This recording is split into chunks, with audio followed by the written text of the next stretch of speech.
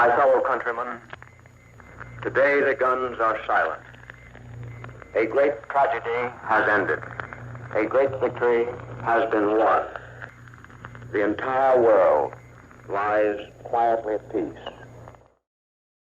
Shortly after the end of World War II, in the summer of 1946, a small ad appeared in the Salt Lake Tribune. Experienced fighter pilots wanted for newly established Utah Air National Guard unit. By its organization in November of that year, it had 56 personnel and no planes. This was the humble beginning of an organization that would eventually encompass 75 years of missions, honors, awards, and the finest men and women that the state of Utah had to offer. An old Army Air Force hangar at Salt Lake Municipal Airport on the shore of the Great Salt Lake was designated as the home of the newly created Utah Air National Guard. The structure, which was shared with an airline company, soon proved to be unsatisfactory as the Air Guard continued to grow. Salt Lake City leased a new area located on the north end of the airport to the young Utah Air Guard. Soon, 30 buildings including a large hangar, aircraft and automotive maintenance buildings, air operations buildings, an administrative building, 5 supply warehouses, and a medical center were built. Within 4 months of that initial muster, membership in the 4 units of the Utah Air Guard had increased by nearly 4 times. They also received their first assigned aircraft, the P-51D Mustang. By the end of 1947, the Utah Air National Guard had 26 P-51s, 2 Douglas C-47 transports, 4 T-6 Texans for training and currency, 4 B-26 Invader bombers used to carry tow targets, and 1 L-5 Liaison aircraft. By 1948, the Air Guard had 345 personnel.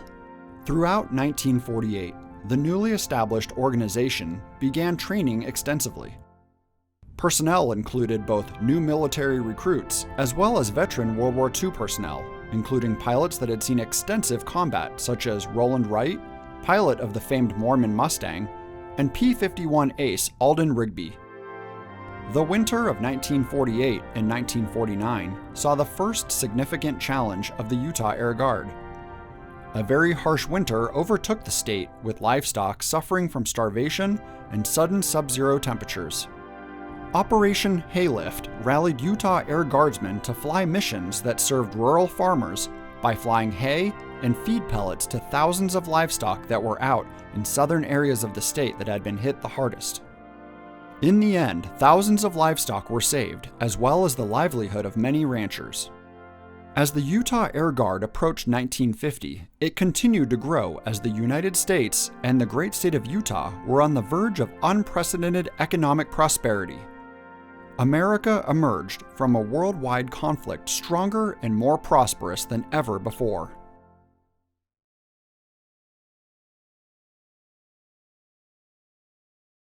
As the Utah Air Guard entered the 1950s, a new conflict loomed on the horizon. Back with Thompson to Hill 660 in a grandstand view of a thrilling action. In come the American pilots loosing their rockets onto enemy positions just below us. The Korean War was a prominent moment in the early 1950s, but in 1951, the Utah Air Guard saw the activation of several Utah Air Guard units. The 130th Air Control and Warning Flight, the 210th Tow Target Flight, the Detachment C 244th Air Service Group, the 191st Weather Station, and the 191st Fighter Squadron. While many of these units remained stateside to assist in training Americans for war, the 191st Fighter Squadron's pilots were split up and divided among several active duty squadrons of both F-51D Mustangs and F-86 Sabrejets. One Utah pilot, Captain Clifford Jolly, became Utah's first jet ace, ending the war with 7 MiG kills to his name. Sadly, Utah mourned the loss of 2 Utah pilots, First Lieutenants Grant Harkness and Grant Madsen, who were killed in action. Deployed units returned in 1953 with high praise. Major General E.J. Timberlake, commander of the 9th Air Force, wrote Utah Governor J. Bracken Lee, stating, "The state of Utah may be justly proud of this outstanding organization. I wish to express my personal appreciation for the splendid record which the unit achieved while under my command. With the end of the Korean War, Utah came out as the state that provided more National Guard troops than any other state. In 1953, headquarters was moved from Fort Douglas to the Salt Lake Municipal Airport to be co-located with the rest of the Utah Air Guard. Over the next several years, the base would see major improvements and brought with it new aircraft. The base received its first jet aircraft, a T-33 trainer, and just 3 months later, the F-51 Mustang was replaced with the F-86 Sabre. This change increased the amount of funds allocated to the Guard and facilitated the replacement of the old 5,500-foot runway with a new 10,000-foot runway. The Utah Air Guard's growth continued to increase to the point that in August of 1957, the 191st Fighter Interceptor Squadron was incorporated into the newly established 151st Fighter Group. Along with its F-86Es, the group now flew 3 T-33As, 2 T-6Gs, a C-45, and a VC-47A. That same year, the 130th Air Control and Warning Flight also received the 24-hour Air Alert mission. The unit consisted of radar operators, aircraft weapons controllers, and electronic maintenance personnel. This alert mission brought with it the capability to run mock intercepts and scramble the fighters of the 151st several times a day. The Utah Air Guard saw one more major change before the end of the decade with the introduction of the F-86L in 1958, an updated Sabre that had onboard radar, as well as a rocket pod under the fuselage with the intent to intercept bombers. With larger base facilities and a much larger workforce, the stage was set for the Utah Air Guard's mission to extend worldwide.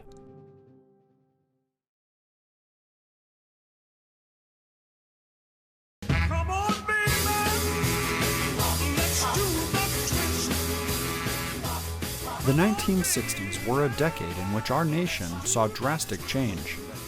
From the Civil Rights Movement to the Vietnam War, change was on the horizon. The 1960s ushered in a new decade, and with it, a new mission for the Utah Air National Guard. On April 1, 1960, it was announced that the 151st Fighter Group would be transitioning to transport aircraft. This new assignment brought with it 8 C-97 Stratofreighter transports and broadened Utah's mission from the western United States to the entire globe. When the last aircraft was delivered in 1962, the base saw the need for a larger parking ramp and a new hangar north of the original one. The 130th Air Control and Warning Squadron also saw extended travel. In 1963, the 130th won the General Clinton D. Vincent Trophy while attending the William Tell Meet at Tyndall Air Force Base in Florida. In 1964, they attended summer camps for training with sister units in Hawaii. The supply and fuel section saw growth as well, with the creation of the 151st Supply Squadron. Additionally, in 1965, the 151st Air Transportation Group was awarded the Operational Readiness Award, showing that they were the #1 unit in the Air National Guard for military transport. The Utah Air Guard saw its first support to Southeast Asia and Vietnam in December 1965 as part of Operation Christmas Star, bringing cards, books, and other gifts to deployed service members. From that point on, every Friday during the Vietnam War, a crew from Utah flew that week's cargo or military members to war. In May of 1966, nurses were sought after as the 191st Aeromedical Evacuation Flight took on a larger role with the 151st Military Airlift Group. According to the Salt Lake Tribune, medical teams would fly with the C-97 crews on trips to Southeast Asia and all over the United States. On their way to a location, cargo could be filled in the compartments, and on the way back, the aircraft was converted to a flying hospital ward. In 1968, the Utah Air National Guard's planes changed once again as the C-97 was mothballed and replaced by the C-124. Nicknamed Old Shaky, the C-124s could hold an impressive 70,000 pounds, twice the weight the C-97 could hold. The plane was one of the largest of its time and could transport tanks and bulldozers without them being first taken apart. That same year, the 130th Air Control and Warning Squadron redesignated as the 130th Ground Electronics Engineering Installation Agency. The 1960s saw the Utah Air Guard enter the global stage, and its work ethic and performance did not go unnoticed. As the decade came to a close, its participation around the world was on the precipice of increasing even further.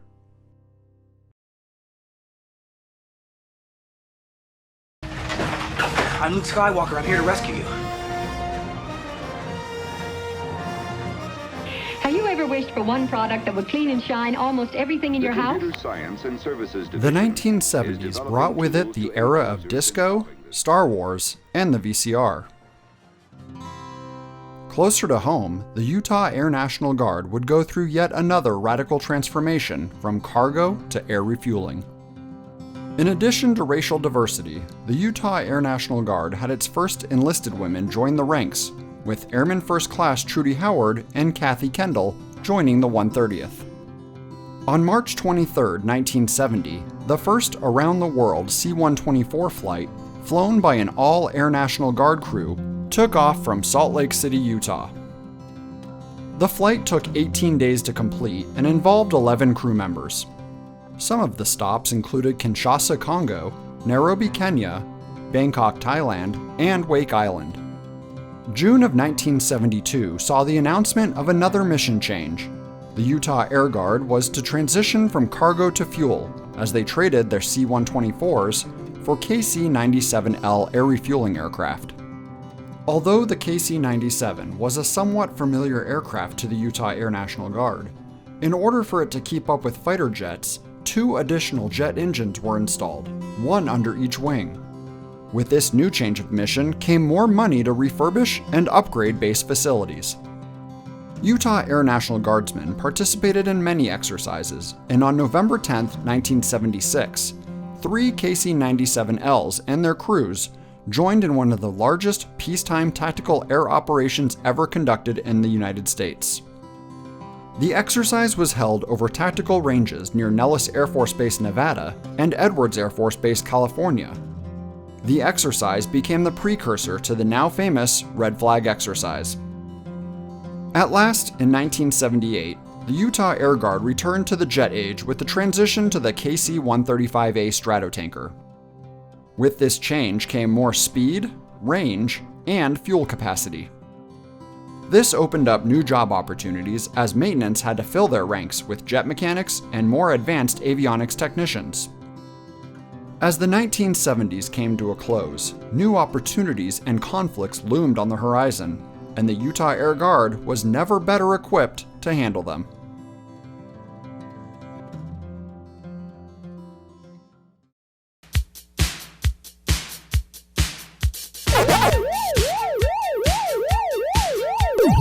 Are you telling me you built a time machine? What, a DeLorean? The 1980s, an era full of color, hair, and technology. Here at the Utah Air National Guard, the 1980s opened with the dedication of Building 40, the new operations building that continues to serve today. That same year, the 151st participated in Operation Red Flag, where 55 sorties were flown between 5 aircraft. While the KC-135A was still a fresh and beloved addition to the Utah Air Guard, it still had performance limitations that were amplified by the elevation and temperatures of Salt Lake City. Former Utah Air Guardsman, and at the time a sitting U.S. Senator, Jake Garn, who served on the Senate Appropriations Committee for the KC-135, fought long and hard to have Air Guard aircraft updated with new engines. His fight succeeded, and in July of 1982, the first KC-135E with updated JT-3D engines was received. Senator Garn later went on to fly as a payload specialist aboard the Space Shuttle Discovery in 1985 as the first member of Congress to go into space. Governor's Day of 1982 was a special day for the Air Guard as Brigadier General John Matthews accepted the position as the Adjutant General of the Utah National Guard, commanding both the Army and Air National Guards of Utah. A former pilot in the 191st, General Matthews became the first Utah TAG to come from the Air Guard rather than the Army. In 1986, a new unit joined the Utah Air Guard. The 169th Electronic Security Squadron was created by recruiting linguists and training them for airborne operations and survival training. Where numerous units had failed, the 169th succeeded and became the first active flying intelligence unit in the Air National Guard. The latter part of the 1980s was a busy time for the 109th Tactical Control Flight, as they participated in the counter-drug mission. For their efforts, they were recognized as the best in the Air National Guard, being awarded the Mission Support Trophy in September of 1988. The following month, as the unit grew in size, the 109th was redesignated from a flight to a squadron. The 191st Air Refueling Squadron took to the skies over Osan Air Base in South Korea in June of 1988 to refuel F-4s and F-16s. They refueled over 20 aircraft and offloaded 29,000 pounds of fuel during their time there. The mission sent a single KC-135 to within 100 miles of the demilitarized zone that separates North and South Korea. They also participated in Gallant Eagle, an exercise that brought 28,000 members of the Air Force, Army, Navy, and Marine Corps between the Utah Test Range and 29 Palms. With the end of the 1980s, the crisis in the Middle East was soon to emerge, and the Utah Air Guard was once again poised and ready to make their mark on history.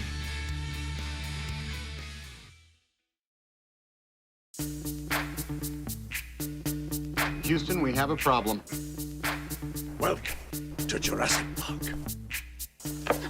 Dial-up internet, the Hubble telescope, and the collapse of the Soviet Union. The 1990s would be a decade full of new technologies, social change, and ongoing tensions in the Middle East. And flares, obviously an attack is underway of some sort. In the early 1990s, the Utah Air Guard found themselves in Saudi Arabia for Operation Desert Shield to support the buildup of forces in the region, as well as the defense of Saudi Arabia. By the end of Desert Storm, personnel from nearly every unit on base were sent to aid in the operation. The 151st Consolidated Maintenance Squadron supported KC-135 operations in both Jeddah, Saudi Arabia, and Morón Air Base in Spain. While the Utah Air Guard supported KC-135 operations, they also supported intelligence, surveillance, and reconnaissance operations through the 169th ESS, who dedicated their new building in December of 1990. Additionally, members of the unit were deployed to support the operation, augmenting an active-duty EC-130 unit. After the Gulf War, many Utah units found themselves assisting counter-drug operations, both within the U.S. and around the world. The 106th and 109th Air Control Squadrons found themselves stopping drug runners in Colombia by setting up radar and minimalistic living facilities in the Andes Mountain regions in South America. Meanwhile, linguists and members of the 169th Intelligence Squadron, in conjunction with the Army Guard, found themselves assisting on the home front. In September 1995, the Utah Air Guard had the rare opportunity to host the Space Shuttle Discovery on its way to its annual overhaul. Carried on the back of a modified 747 airliner, the shuttle attracted over 40,000 visitors. Throughout the 1990s, members from around the base found opportunities to deploy and assist the active Air Force around the world. In 1998, with the outbreak of the Kosovo War, small groups of Utahns were deployed to assist NATO efforts in the Balkans by operating KC-135s out of the Mediterranean Sea. Around that same time, in 1999, 29 members of the 151st Security Forces Squadron were sent to support Operation Northern Watch at Incirlik Air Base in Turkey. Likewise, 27 members of the 109th Air Control Squadron deployed to Kuwait to support Operation Southern Watch. The 1990s thrust the Utah Air Guard into the modern day and tested its capabilities in global reach. The next decade, however, would test that ability even further.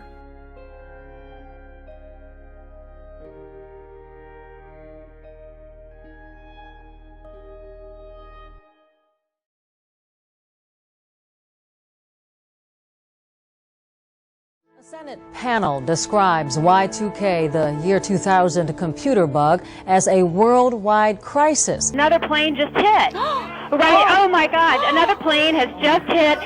The battle is now joined on many fronts. We will not waver. We will not tire. We will not falter. And we will not fail. On September 11, 2001, the world fell silent at the news of the terror attacks in America. 19 hijackers crashed 4 commercial airliners into the World Trade Center, the Pentagon, and into a field outside of Pittsburgh, Pennsylvania. Nearly 3,000 lives were lost that day, and tens of thousands more were injured. KC-135s that were scheduled to perform training missions that day were quickly retasked and launched to support air support for fighters patrolling the skies for any future attacks, and continued to do so for months after. One of the many Utah Guardsmen who answered the call was Chaplain David Scholl, who drove 2.5 days to Washington, D.C. to assist in the recovery effort. Utah Governor Michael Leavitt activated members of the 151st Security Forces Squadron to stand watch as additional security at the Salt Lake International Airport. The 109th Air Control Squadron was activated to support Operation Noble Eagle, supporting combat air patrol missions being performed over the United States. The 169th Intelligence Squadron also answered the call for Operation Noble Eagle and additionally performed 2 years supporting Operation Enduring Freedom in Afghanistan soon after, as did the 130th Electronics Installation Squadron. While the United States and the Air Guard began participating in a new conflict, they also had the opportunity to participate in peaceful and memorable events, such as the 2002 Salt Lake Winter Olympics. The 191st flew alert missions supporting combat air patrols over the Olympic events. Additionally, the wing participated in team welcome ceremonies and partook in Olympic medals presentation ceremonies at the Olympic Medals Plaza and Salt Lake Ice Center. The 169th Intelligence Squadron members also provided language services for the various venues. With the invasion of Iraq in 2003 and additional troops being sent to Afghanistan, the Air Guard was further put to the test. The 191st found itself deployed numerous times to Guam, Al Udeid Air Base in Qatar, and other locations over the next several years in support of Operation Enduring Freedom, Operation Iraqi Freedom, and more. Performing admirably, they were not the only Utah unit to answer the call for combat service. The 169th Intelligence Squadron took home a prestigious award in 2005 as they were awarded the 2004 Air Force Association Award, General Jerome F. O'Malley Award, which is given to the best reconnaissance crew in the Air Force for their direct support of the 22nd Marine Expeditionary Unit when they were ambushed by over 120 enemy combatants in Afghanistan. The 2000s put the Utah Air Guard to the test with constant demands of deployments for combat operations, relief efforts, and community service. It also changed how the National Guard would operate, shifting gears from operating as a strategic reserve force to that of an operational force with continual deployments and taskings. However, just like previous decades, the Utah Air Guard put forth its best efforts and shined in every way.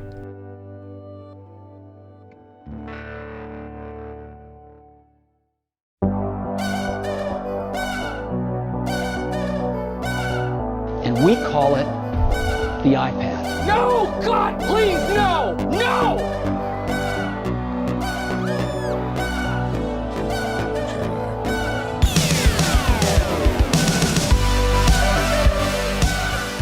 After 2010, the work pace and global cooperation of the Utah Air Guard increased dramatically. 2010 opened with one of Utah's KC-135s visiting the Kingdom of Morocco for the Aero Expo Marrakesh 2010. While on the surface just an air show, this event supported Morocco's decision to purchase 24 F-16 aircraft and to show continual support to the Utah Air Guard's partner nation. Nearly every year, members of the Utah Army and Air Guard visit Morocco in support of operational, training, and humanitarian goals as part of the National Guard's State Partnership Program. Outside of Morocco, Utah was no less busy. The 151st Operations, Maintenance, and Medical Groups participated in numerous aeromedical evacuations around the world. In September 2011, Utah Governor Gary Herbert praised the Utah Air Guard for their deployment service. Since September 11, 2001, the Utah Air Guard had deployed over 7,000 guardsmen, including the 151st Security Forces Squadron, which was finishing up a 6-month deployment to Iraq. Over the next decade, the Utah Air Guard would continue to show their dedication overseas, with deployments to nations all around the world. The 130th Engineering Installation Squadron would deploy several times to Afghanistan and Iraq, many of its members receiving commendations, including Bronze Stars. The 191st Air Refueling Squadron also saw constant deployments to locations such as Manas, Kyrgyzstan, and Al Udeid Air Base in Qatar, flying important missions directly over Iraq and Afghanistan in the support of coalition forces. In November of 2014, the Utah Air National Guard Base was formally renamed Roland R. Wright Air National Guard Base, in honor of General Roland Wright, who was one of the first to enlist when the Utah Air Guard was first established, and was also one of its first commanders. The renaming was honored with the presence of General Wright himself, who sadly passed away just a short year later. August of 2016 also marked a major milestone for Utah's Air Guard, when Colonel Christine Burkle was promoted to Brigadier General, becoming the first woman to serve as commander of the Utah Air National Guard. Big things were happening on the other side of the base as well. The 169th Intelligence Squadron, known for its constant high performance around the world, expanded to become the 151st Intelligence, Surveillance, and Reconnaissance Group on February 17, 2017. This new group included 2 squadrons, the original 169th Intelligence Squadron and the newly created 151st Intelligence Support Squadron. Over the years, the Utah Air Guard has continued to show its dedication around the world by continually deploying to meet global and domestic needs. In a moment's notice, the Utah Air National Guard puts their state and country first, and will most assuredly do so again in the future as the need arises.